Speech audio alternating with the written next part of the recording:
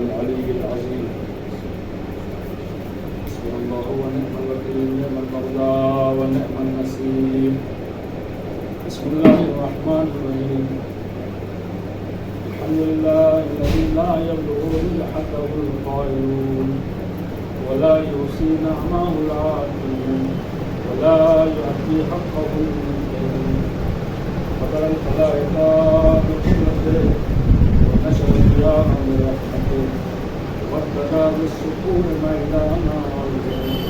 والصلاة والسلام على سيدنا ومولانا قلوبنا وطبيب نفوسنا بالقاسم المصطفى محمد.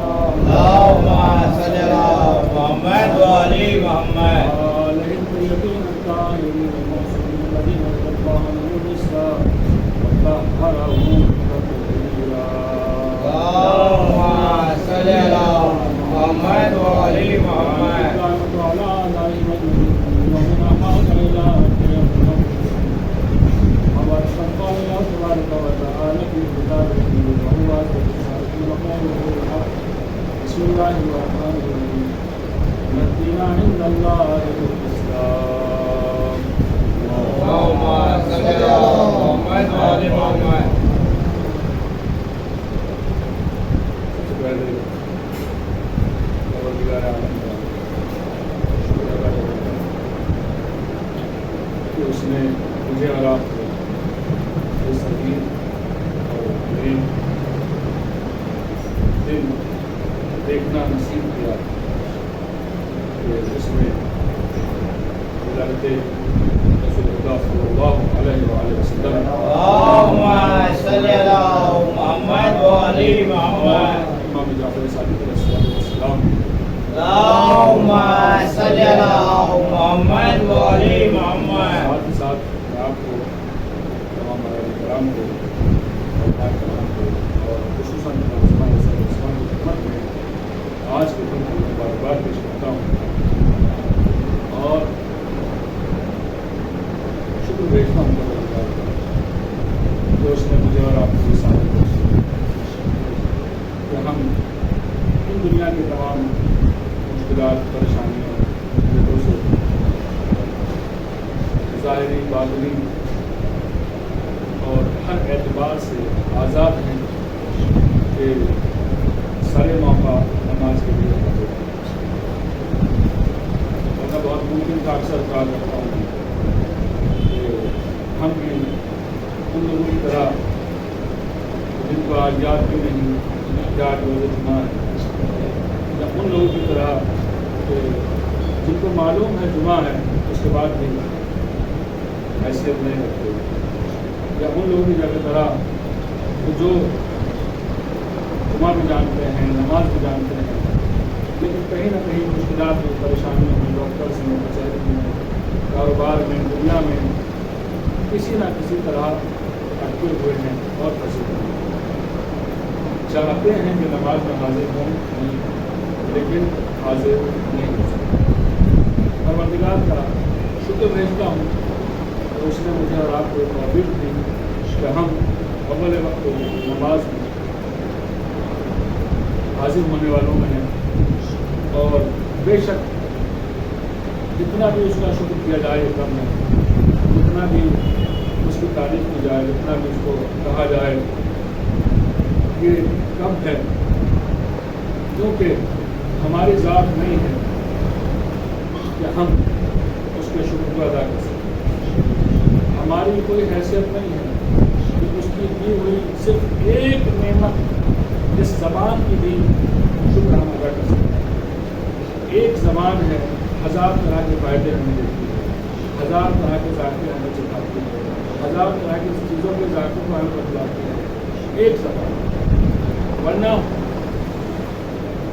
آنکھوں کے بارے میں کہوں اس کا شکر ہے کہ ہر ایک چیز کو ہم اس سے دیکھ سکتے ہیں دور سے دور اور نزدیک سے نزدیک کی چیزوں کو ہم دیکھ سکتے ہیں اور اگر ہم شکر ادا کرنے لگے تو ہمیں سوچنا ہوگا اس شخص کے بارے میں کہ جس کو دکھائی نہیں دیتا جو پیدائشی طور پہ اندھا ہے اس نے کتنی چیزوں کو اس دنیا سے محروم رہ گیا دنیا کی کتنی چیزوں سے وہ شخص محروم رہ گیا، وہ نہیں جانتا کہ پہاڑ ہوتا ہے تو کیسا ہوتا ہے، وہ نہیں جانتا سورج ہوتا ہے تو کیسا ہوتا ہے، وہ نہیں جانتا چاند کی خوبصورتی کیا ہوتی ہے، وہ نہیں جانتا درختوں کی خوبصورتی کیا ہوتی ہے، وہ نہیں جانتا انسانی چہروں کی خوبصورتی کیا ہوتی ہے، وہ نہیں جانتا اس کی خود کی شکل، اس کی صورت کیسی ہے، اللہ جانے اس کے لیے کیا حال ہوتا ہوگا۔ وہ اگر چاہے بھی تو اس چیز کو درک نہیں کر سکتا، کسی بھی حال میں نہیں سمجھ سکتا جب تک کہ اس کو آنکھ نہ ملے۔ پروردگار کا احسان ہے، اس نے مجھے اور آپ کو تمام تر چیزیں بغیر مانگے، بغیر سوال کرے، بغیر گڑ گڑائے اس نے۔ ورنہ ہم جانتے ہیں کہ ہماری بہت سی ضروریات ایسی ہوتی ہیں جن کے لیے ہمیں مانگنا پڑتا ہے، دستے سوال بلند کرنا پڑتا ہے، اس کے سامنے بھیک مانگنی پڑتی ہے، اور اتنے وقت ہمیں وہ چیز حاصل نہ ہو جائے ہم پریشان رہتے ہیں، ہم مشکلوں میں گھرے رہتے ہیں۔ اسی کی ذات ہے جو ہمیں یہ سب عطا کرنے والی ہے۔ ان تمام تر چیزوں کا شکریہ ادا کرتے ہوئے آج کی اور اس ہفتے کی سب سے بڑی مناسبت، دو مناسبتیں اس ہفتے میں ہیں۔ ایک آج کے دن کی جو معصومین کی ولادت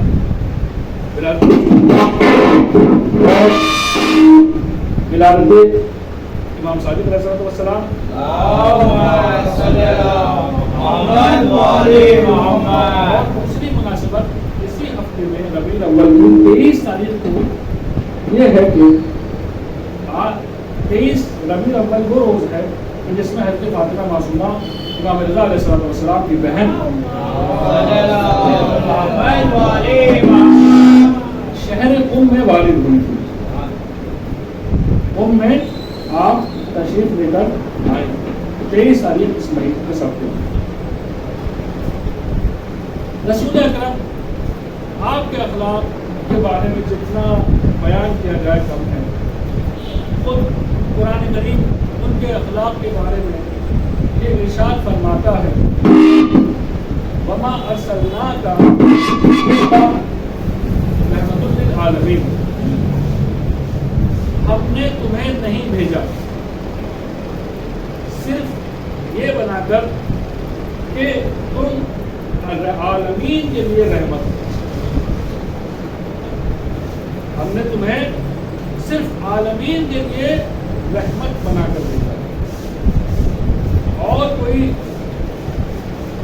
صفات پروردگار عالم جب ان کے لیے اس طریقے سے بیان کرتا ہے تو وہ کہتا ہے کہ بابا محمد رسول، محمد کچھ نہیں سوائے رسول کے۔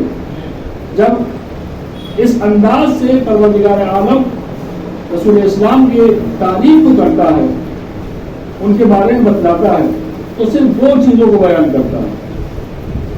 ایک ان کو رسول کہہ کر بلاتا ہے، دوسرے ان کو رحمت للعالمین کہہ کر بلاتا ہے۔ ایک رسول کہہ کے بلاتا ہے، ایک رحمت للعالمین کہہ کے بلاتا ہے۔ یعنی رسول سے جو کہہ رہا ہے پروردگار عالم، ان کا ہر ایک لمحہ، ان کی ساری زندگی، ان کا ہر ایک لمحہ، ان کا ہر ایک سیکنڈ، ہر ایک منٹ، ان کا اٹھنا بیٹھنا، آنا جانا، کھانا پینا، ملاقات کرنا، تعلقات بنانا، جو کچھ ہے وہ کار رسالت، ان کا اپنا کچھ بھی نہیں ہے، جو کچھ ہے وہ کار رسالت ہے، اس کے علاوہ ان کا اپنا کچھ بھی نہیں ہے۔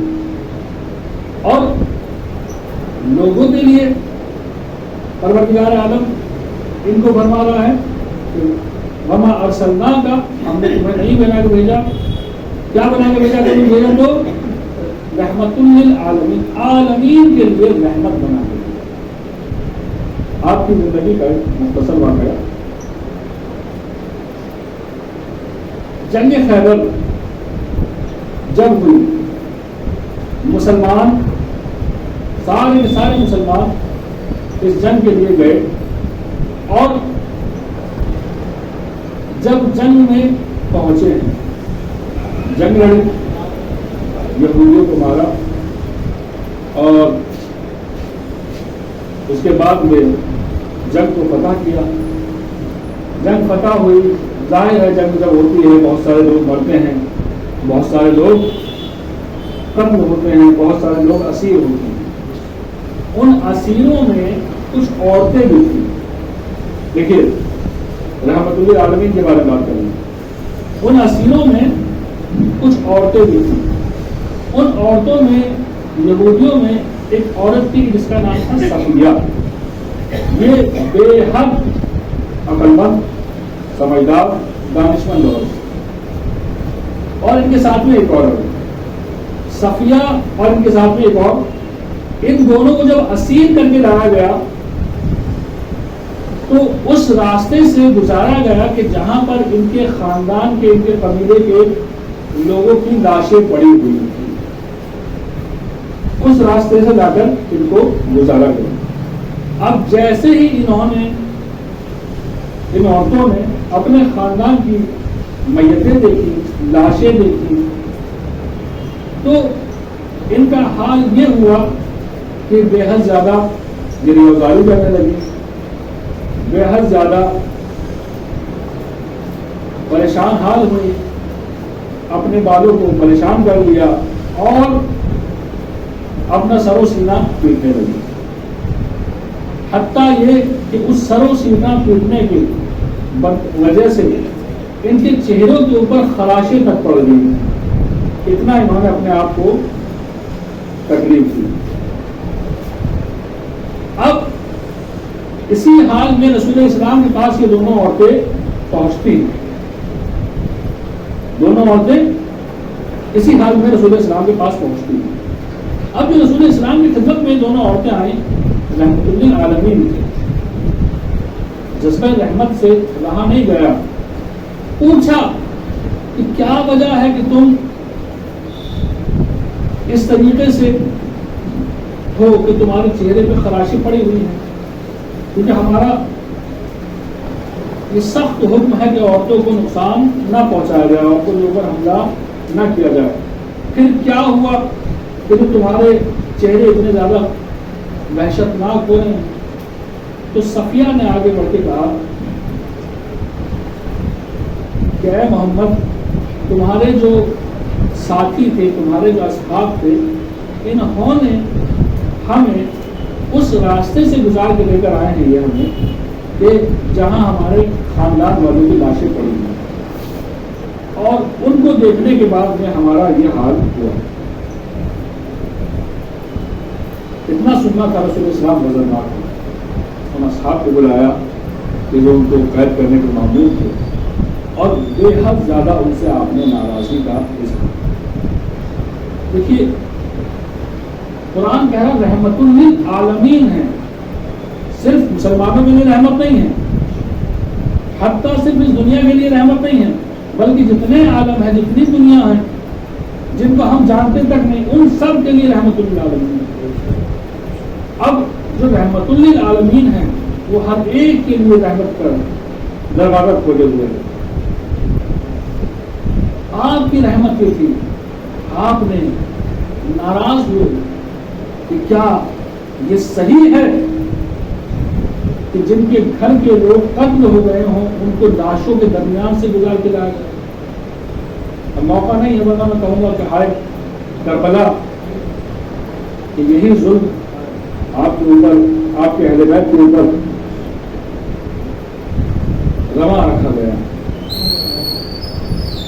کہ جو اللہ کے رسول یہودیوں تک کے لیے پسند نہیں کرتے۔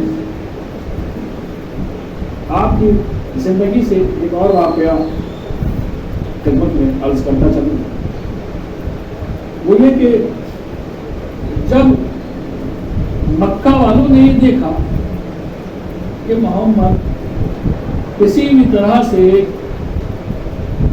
ہمارے قبضے میں آنے والے نہیں، ادھر خدیجہ کی دولت ہے، کہ جو انہیں سہارا دے رہی ہے، ادھر ابو طالب کی ذات ہے کہ جو انہیں سہارا دے رہی ہے۔ یہ دونوں چیزیں ہیں کہ محمد ہمارے قبضے میں آنے والے نہیں ہیں، لہذا کیا کیا جائے؟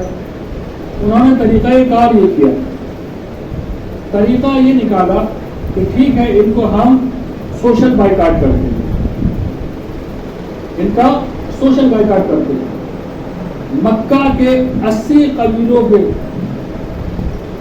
سرداروں نے آپس میں یہ معاہدہ کیا کہ آج سے ہم محمد اور ان کے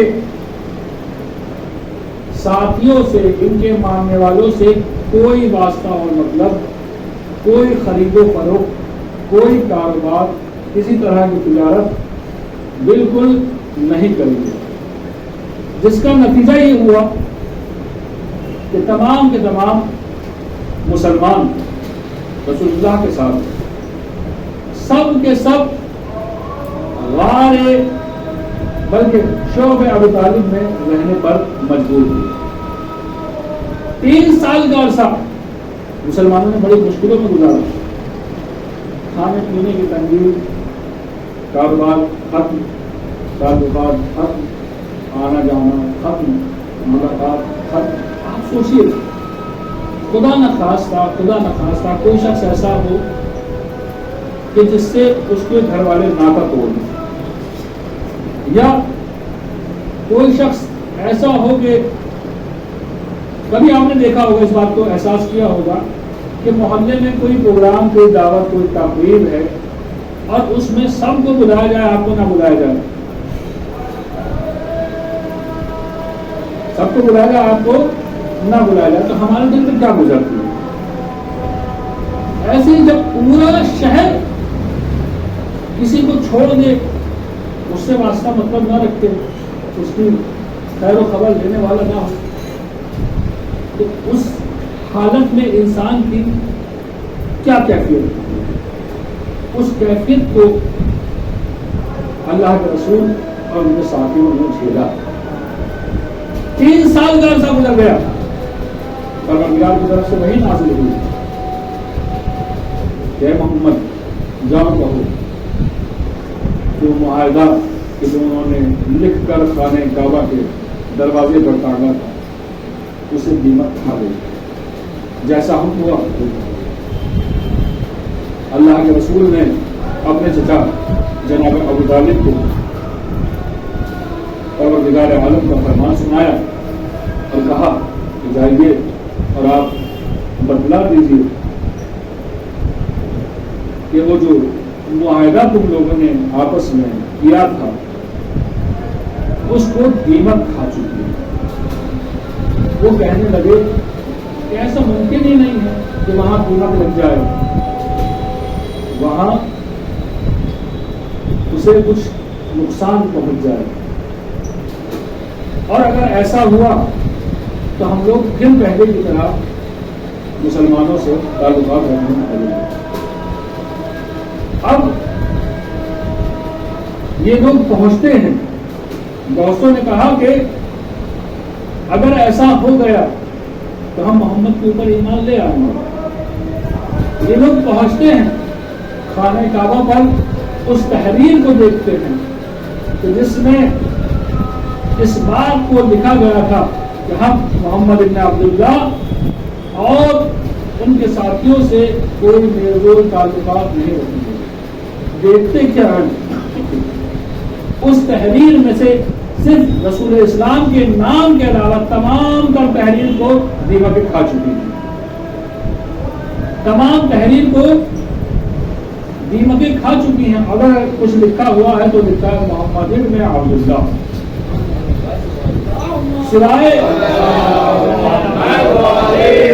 رسول اسلام کے نام کے اس میں کچھ بھی باقی نہیں بچا سوائے رسول اسلام۔ اس واقعے کو دیکھ کر بہت سارے لوگ مسلمان ہوئے، لیکن بہت سارے لوگ تو جن کے دل ٹیڑھے تھے، کہ جن کے دل پر مہر لگی ہوئی تھی، کفر کی. سوائے وہ لوگ کہنے لگے کہ جادو کیا ہے.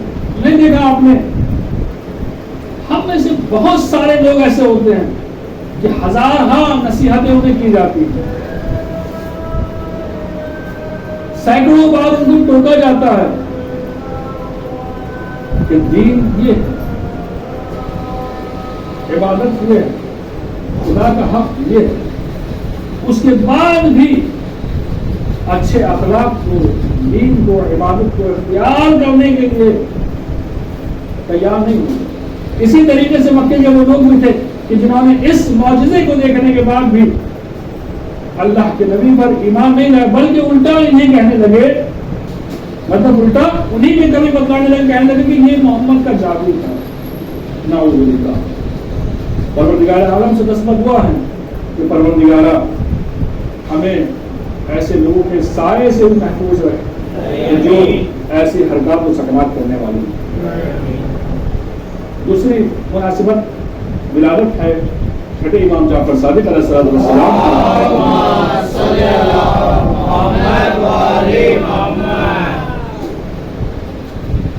آپ کا علم کے بارے میں تمام تر علماء یہ بیان کرتے ہیں کہ جیسے عالم ہم نے امام جعفر صادق کو دیکھا ایسا عالم کسی کو نہیں پایا. اپنے زمانے میں ان سے زیادہ کوئی شخص علم نہیں رکھتا تھا, اور جس کو بھی کوئی سوال ہوتا تھا, جب اسے کسی سوال کا جواب حاصل نہیں ہوتا تھا تو امام جعفر صادق علیہ السلام کی خدمت میں آتا تھا اور اپنے سوال کے جواب کو حاصل کر لیتا تھا. آپ کے شاگردوں کی تعداد 4000 سے زیادہ بیان کی جاتی ہے. 4000 سے زیادہ شاگرد آپ کے بیان کیے جاتے ہیں. اللہ, جس کے اتنے شاگرد ہو وہ استاد اتنا بڑا ہوتا ہے, اس کے اتنے شاگرد اتنا بڑا استاد. آپ کے اخلاق کے بارے میں روایت بیان نہیں کرتی ہے. ایک مرتبہ آپ نے ایک غلام کو کچھ پیسے دیے اور کہا کہ جاؤ یہاں سے فلاں مال خریدو, مدینے سے فلاں مال خریدو اور جا کر اسے مصر کے بازار میں بیچو. یہ گیا اور اس نے اس مال کی خریداری کی اور مصر کے بازار میں بیچنے کے لیے پہنچ گیا. بازار پہنچا, قیمتی سامان تھا, بے حد جلدی بک گیا اور یہ بہت جلدی کے ساتھ میں امام کی خدمت میں واپس آ گیا. امام کی خدمت میں اپنے مال کو واپس بیچ کر آ گیا. اب امام نے کہا کہ اتنی جلدی واپس آ گئے کہ سارا مال بک گیا. کہنے لگا مولا, جب ہم وہاں پہنچے تو وہاں پر ہمارے مال کی بہت زیادہ تنگی تھی, لوگوں کے پاس وہ چیز نہیں موجود تھی کہ جو ہم لے کر گئے تھے. لہذا ہمارے پہنچتے ہی ساتھ وہ سارا کا سارا مال اصلی سے ہماری خرید سے بہت زیادہ اونچی قیمتوں پر بک گیا ہے. اب امام کا اتنا سننا تھا, کیا تم نے مال کو اوسط سے زیادہ قیمت پر بیچا؟ کہنے لگا مولا, چونکہ یہ مال صرف اور صرف ہمارے ہی پاس تھا لہذا میں نے دگنی چوگنی قیمتیں کر کے اس مال کو بیچا, کیونکہ لوگوں نے کوئی گرا و شکوا نہیں کیا اور مال کو خرید لیا. امام کہنے لگے افسوس ہے تم پر کہ تم لوگوں کی ضرورتوں کا مال ان سے اس کی دگنی چوگنی قیمتوں پر بیچتے. افسوس ہے تمہارے حال. امام ناراض ہوئے, امام بے حد زیادہ ناراض ہوئے اور ناراضگی کا اظہار کرتے ہوئے آپ نے فرمایا کہ اس میں سے جتنے پیسے میرے تھے وہ مجھے واپس کر دو، اور جتنا مال بچا ہوا ہے، جتنے پیسے بچے ہوئے ہیں، جتنی قیمت بچی ہوئی ہے، جو رقم تمہارے پاس باقی ہے، اس سب کو راہ خدا میں خیرات کرو، اس سب کو خدا کی راہ میں صدقہ دے دو. کیونکہ یہ ہے ایمان، یہ ہے معصومی کا کہ جن کی سیرت ہمارے لیے نمونۂ عمل بارگاہ رب العزت میں دعا گو پروردگارا ہم سب کو توفیق دے کہ ہم زیادہ سے زیادہ تیری عبادت کر سکیں اور ان معصومین کی سیرت کے اوپر عمل کر سکیں. بسم اللہ الرحمن الرحیم. انا اعطیناک الکوثر فصل لربک وانحر ان شانئک هو الابتر. اللهم صل على محمد وعلى محمد. اللهم صل على محمد وعلى محمد. اللهم صل على محمد وعلى محمد. لا حول ولا قوة إلا بالله العلي العظيم. بسم الله الرحمن الرحيم. الحمد لله الذي لا يبلغ مدحته القائلون ولا يحصي نعمه العالمون ولا يعطي حقه للمبتلين. فقد الخلائق بقدرته ومسؤولياء برحمته وابتدى بالسطور ميدان عرضه.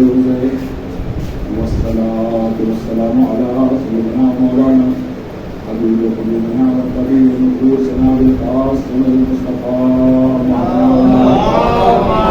صل على محمد وعلى محمد. الطيبين الطاهرين المعصومين.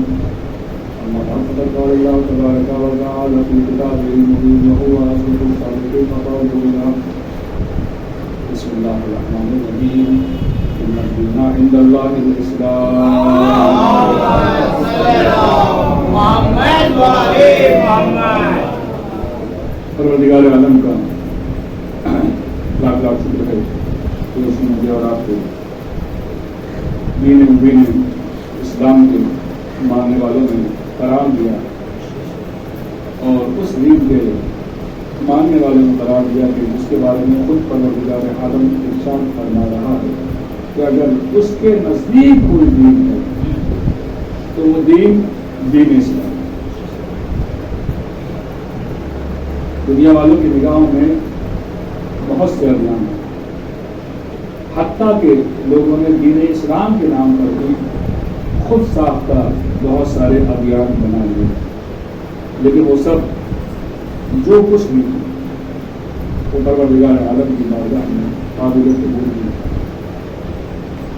ہمارا دین ہم سے چاہتا ہے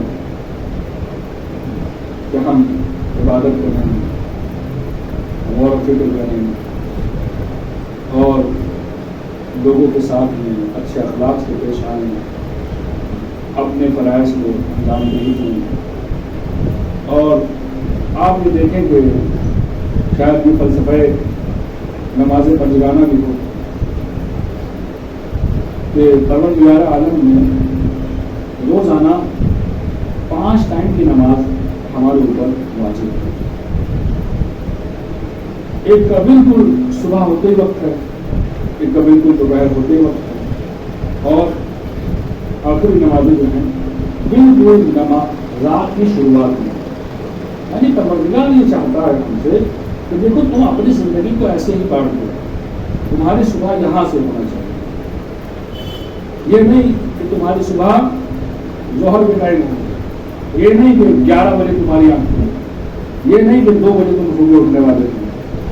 صبح جو ہوتی ہے اس وقت ہوا کرتی ہے، اور یہی بہترین وقت ہے کہ اس پہ عبادت کو انجام دے.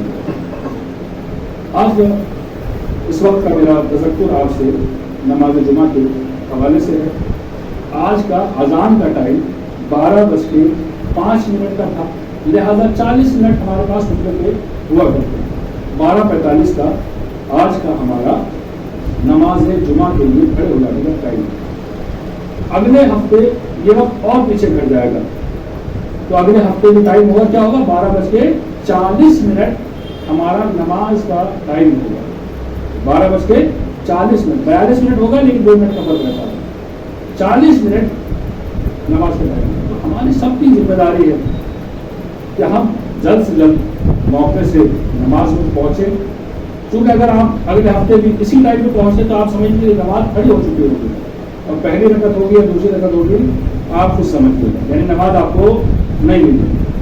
ولو کہ نماز جمعہ کا ثواب مل جائے لیکن جیسے آپ کی زبان میں بھی عام زبان میں بھی کہتے ہیں نماز وہ آپ کو نہیں ملی. تو اس چیز کا تذکر بہت خیال رکھنے کی ضرورت ہے کہ آگے سے 12:40 پہ فی الحال 2-3 ہفتے نماز ہوگی تو اس وقت کو خیال رکھتے ہوئے انشاءاللہ حاضر ہوں. بارگاہ رب العزت میں دعا ہوں کہ ہم سب کو اس کی توفیق عنایت فرمائے. ہمارا درود السلام و آخر حضرت محمد مصطفیٰ صلی اللہ علیہ وآلہ وسلم پر درود السلام ہو مولا علی بن ابی طالب علیہ السلام پر. ہمارا درود السلام ہو جناب فاطمہ زہرا سلام اللہ علیہا پر. امام حسن مصطفیٰ علیہ السلام پر. امام حسین علیہ السلام پر. امام زین العابدین علیہ السلام پر. امام محمد باقر علیہ السلام پر. امام جعفر صادق علیہ السلام پر. امام موسیٰ کاظم علیہ السلام پر. امام علی رضا علیہ السلام پر. امام محمد تقی علیہ السلام پر. امام علی نقی علیہ السلام پر. امام حسن عسکری علیہ السلام پر. ہمارا درود السلام ہو آخری امام حضرت امام محمد مہدی علیہ السلام پر. ہمارے اس قریب سفر قبول فرما. ہمارے گناہ کبیرہ اور صغیرہ کو معاف فرما. مشکلات کو آسان فرما. پریشانی کو دور فرما. ہمارے ظہور کو تعبیر فرما. ہم ان کے عوام انصار میں شامل کرنا. ربنا تقبل منا انك بسم الله الرحمن الرحيم قل هو الله احد الله الصمد لم يلد ولم يكن له كفوا احد. اللهم صل على محمد وعلى